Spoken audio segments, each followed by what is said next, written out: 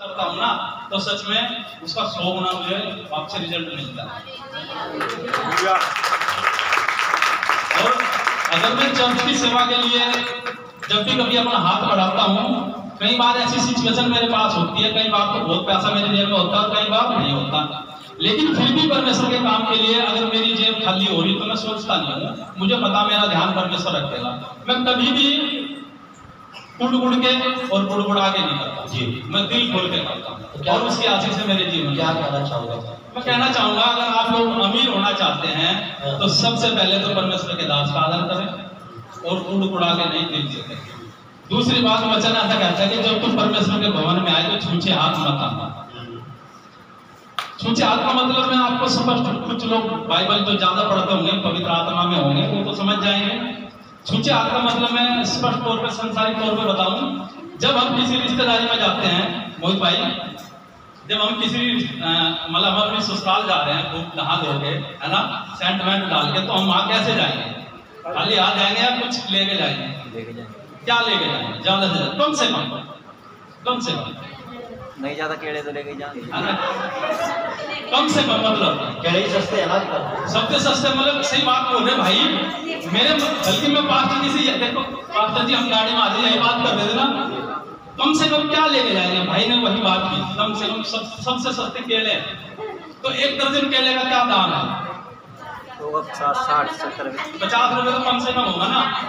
तो सच में जब हम रिश्तेदारी में संसारिक तौर पे जाते हैं तो कम से कम 50 रुपए का लेके जाते हैं, और जब हम राजाओं के राजा के पास जाएंगे तो कैसे जाएंगे? क्या एक केड़ा लेके जाएंगे? तो जब खेत में बीज ही नहीं बोएंगे, उसकी निराई गुड़ाई नहीं करेंगे, यानी प्रार्थना और वचन में नहीं चलेंगे, बीज बोने का मतलब है परमेश्वर का कार्य नहीं करेंगे। परमेश्वर ने हमें भेजा है कि जैसे मैंने तुम्हें बचाया तुम भी दुनिया को बचाओ, सुसमाचार सुनाओ, वो बीज बोएंगे, फिर उसके लिए प्रेयर करेंगे, तो जितने किले में हम बीज बोएंगे उसी की तो फसल काटेंगे ना। और हम घर में पड़े हैं और मोबाइल में बिजी हैं, गेम खेल रहे या फेसबुक चला रहे हैं या मतलब अपना मनोरंजन कर रहे हैं, परमेश्वर काम नहीं कर रहे, तो क्या प्रतिफल मिलेगा? कैसे हम बढ़ोतरी करेंगे? कभी नहीं कर सकते। चलो यही है कि मैं कि परमेश्वर के दास को आप बुलाते हैं।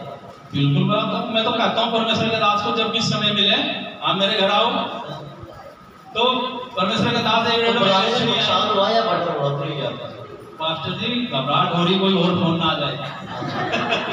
मैं कहाँ से इतना ऑर्डर लाऊंगा, मेरे पास लेवल की शॉर्टेज है। सुनो क्यों?